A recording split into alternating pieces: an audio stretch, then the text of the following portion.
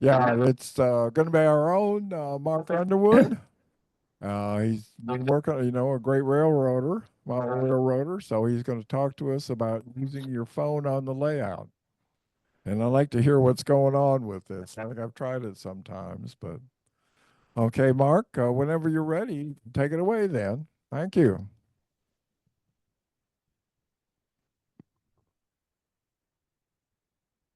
Uh, okay.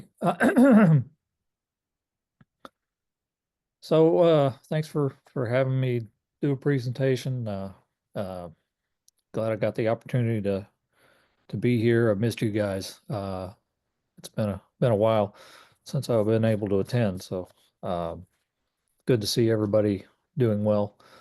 Um, so today's presentation is actually a an update of my JMRI series, specifically on the Wi-Fi throttles, uh, how to use your phone. Part of the good news, I guess, is that not much has changed. So uh, this will be somewhat of a refresher for some, and hopefully some new information for others. Um, we'll start out with, let's see, get rid of this. Sorry, it's a little notification. Uh, there's two different ways you can go about this. One is using JMRI, which we'll talk about in a minute. The other is using proprietary systems. Um, and the two main ones that I'm aware of that are the Digitrax LNWI system and the Prodigy Wi-Fi adapter if you happen to be using the MRC system. Um, This first slide here shows how you would use the LNWI. Generally, with the proprietary systems, it's simpler to set up for the hardware, but there are some limitations that come into play that may make you want to do it the other way. So basically, with the LNWI, you add the Digitrax LNWI unit here, shown on the right, upper right, to your LocoNet system mounted on your layout. And then you are able to use your smartphones. Each LNWI unit can support 4 phones, and you can have up to 8 units per LocoNet interface, so a total of 32 for per layout, unless you start getting really complicated. And that's one of the trade-offs is the number of operators you can have. For most typical home layouts, it's probably not that big of a deal. Um, but the other option, the MRC Prodigy system is a similar arrangement. There's a unit that you add to their uh, base station that adds the Wi-Fi capability, and then your phone's able to connect to that device to control the layout. Um, oops. So it gets a little bit more complicated with the hardware for using JMRI, but once that's set up and it's easier than it looks, you have a lot more flexibility uh, with what you can do. Generally, you have the your layout and whatever your DCC command station is, and your computer interface, which you probably already have, and your PC running JMRI.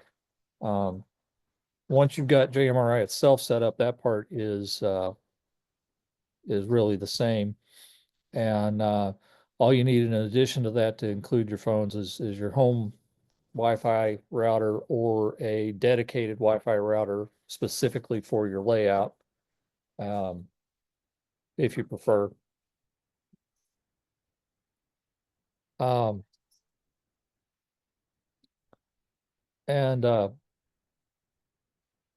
so basically, if your layout PC is already connected to your internet at your home, then you've got all the hardware already in place, which is why I say it's kind of easier than it looks. Um, so in let's see, there's also this is the lens version. As you can see, it works basically the same way as the Digitrax or the Prodigy. They've got a dedicated box, but it actually talks through your router, so it's slightly different. Um, I wanted to add, I didn't get the slides finished. Um, Basically, what you're going to do is in any of these cases is you'll download an app onto your phone.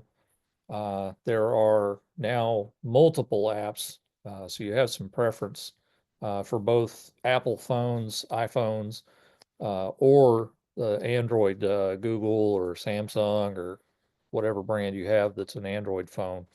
They all use the same uh, communications protocol, generally the Y throttle protocol that JMRI started.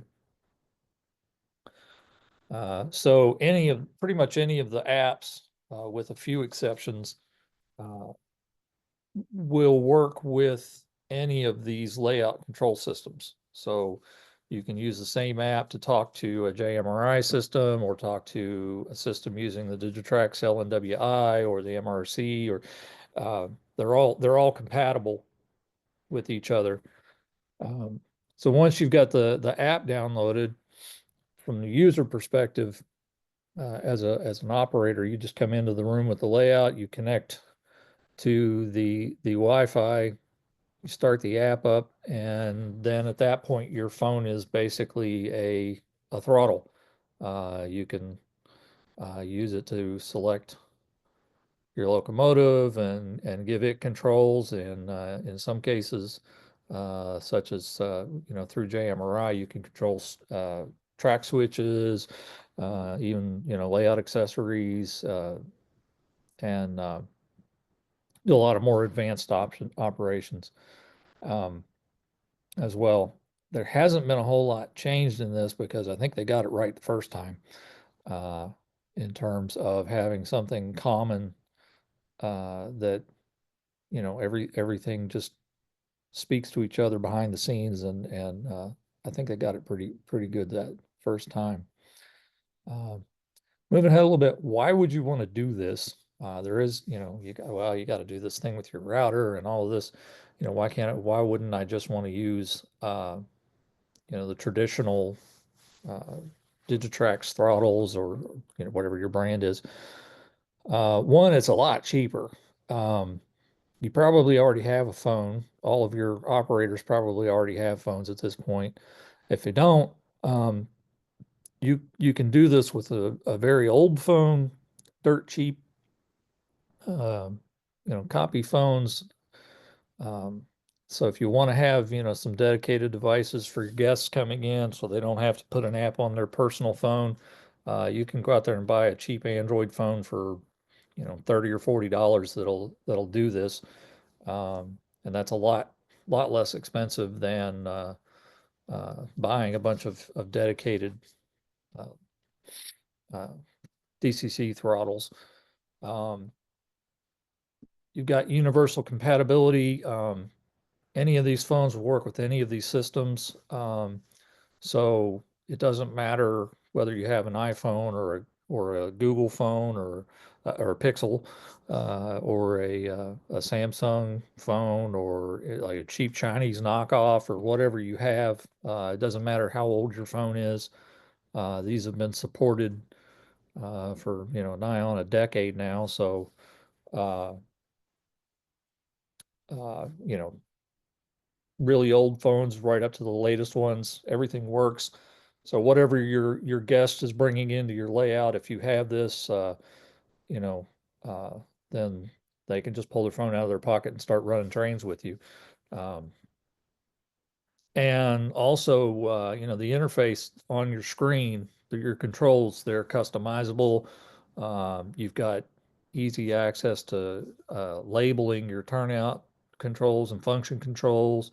You can actually access the JMRI web pages from your phone.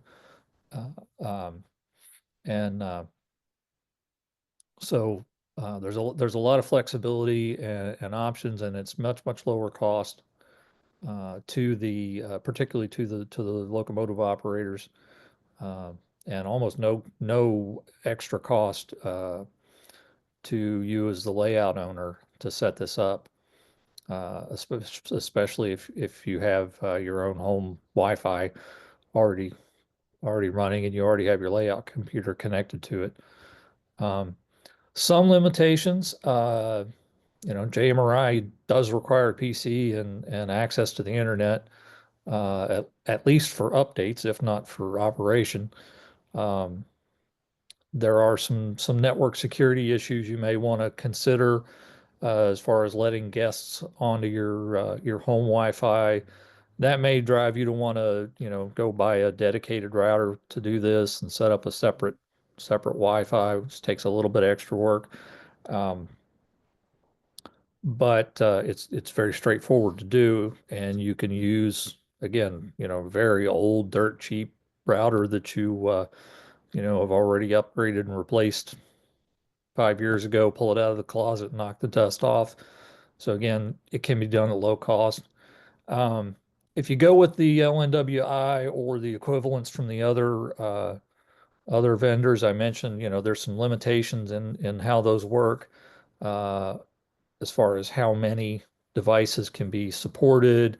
And uh, I have on here that there's some, network security things, but on the one hand, they may not be very secure. On the other hand, they're not connected to any of the rest of your home computer network. So uh, it's not necessarily really a security issue at all.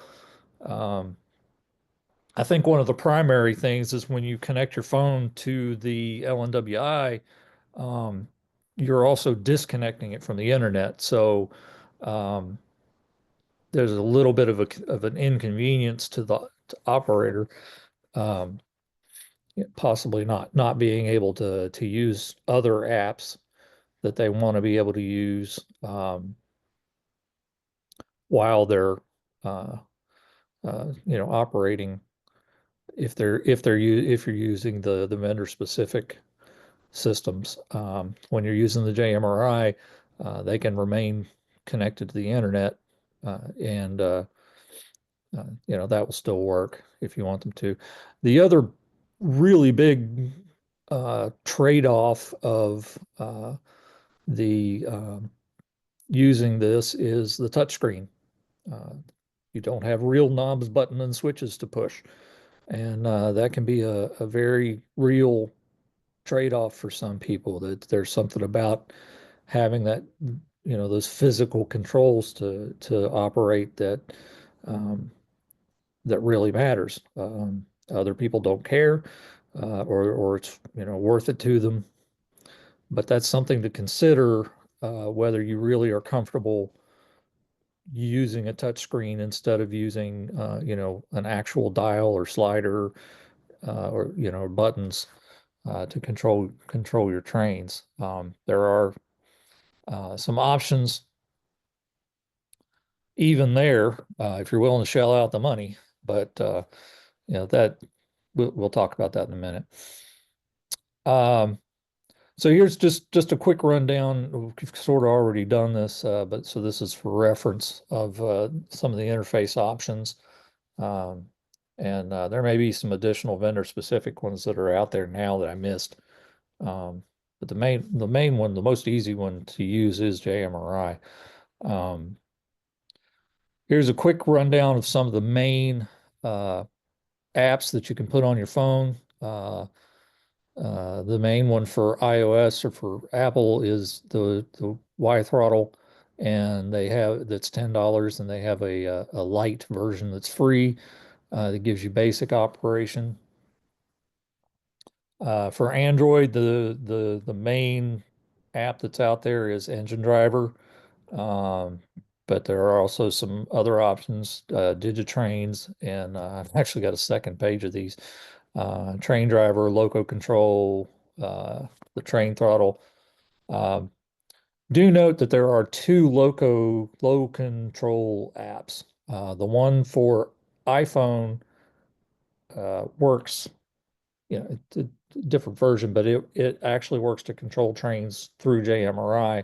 The low control for Android uh, is specific to the ESU ecosystem, and so it's a completely different app, um, oddly with the same name.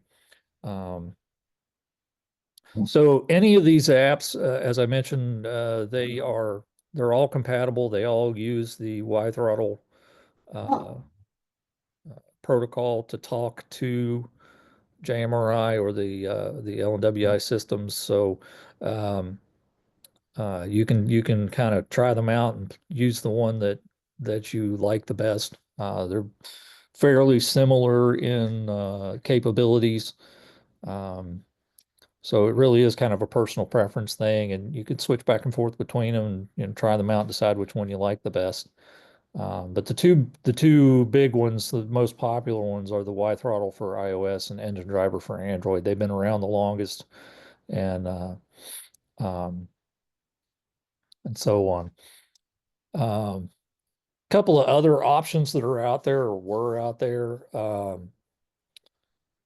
Instead of using these common apps, Ring Engineering has their Rail Pro system, which is a completely proprietary train control system. It's not even DCC. Um, it uses Bluetooth to talk to your phone, and the Bachmann Easy app uh, also is a Bluetooth-based thing that talks directly to the train. It has a little Bluetooth module to go inside your locomotive.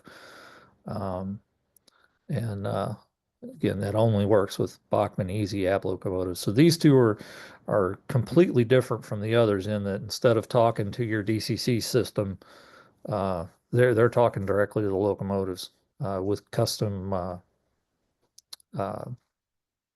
decoders in the locomotives. But they're out there, so they bear mentioning. So what do you actually need? You need one of these apps on your phone. You need JMRI or the Digitrax LNWI or the MRC Prodigy system or the Lens or whatever your hardware system is. Um, and you need in the JMRI case, you need the Wi-Fi. So you need a Wi-Fi router and have that connected to your JMRI PC. Um, there's a couple of example screens from the Y Throttle app. You can see on the left here is the basic throttle control. You have a slider on one side, and you have your direction control at the top, and your function buttons on the right side of the screen. You've got an emergency stop button and a select button to choose your. That's how you if you hit that, that's how you select your locomotive. You got a couple of different options. In the second one over here is a bi-directional slider instead of having the needing to use the forward reverse. This is good for operating a switcher locomotive uh, in a yard, for example. So you can just move the slider to positive or negative. And then on the third one here is a dual locomotive control arrangement. And I think they've got two versions of this, one with the positive, negative, and the other that's similar to the left-hand side with forward and reverse and just a positive. Hey, excuse me. Something outside caught the dog's attention. Um, then this last screen over here on the right is the locomotive selection screen. So you can either type in your locomotive number, or you can pull it off of the list of recent devices or recent locomotives. And this is actually populated from JMRI. So if you have locomotive numbers or unique names, it'll get the JMRI consists that are defined, and so you can reach those. So you can choose one of those or type in a loco number and then hit the set button, which won't be highlighted till you actually choose one to select that. Conceptually, it works exactly the way your regular throttle does, really. Um, uh, these are some of the setup screens. You can see you can choose the type of throttle you have. You can make some sensitivity adjustments and tell it what to do if you have. So, for example, this immediate idle for alerts. If you get a phone call while you're controlling it and you have this enabled, it will stop your locomotive while you answer the call.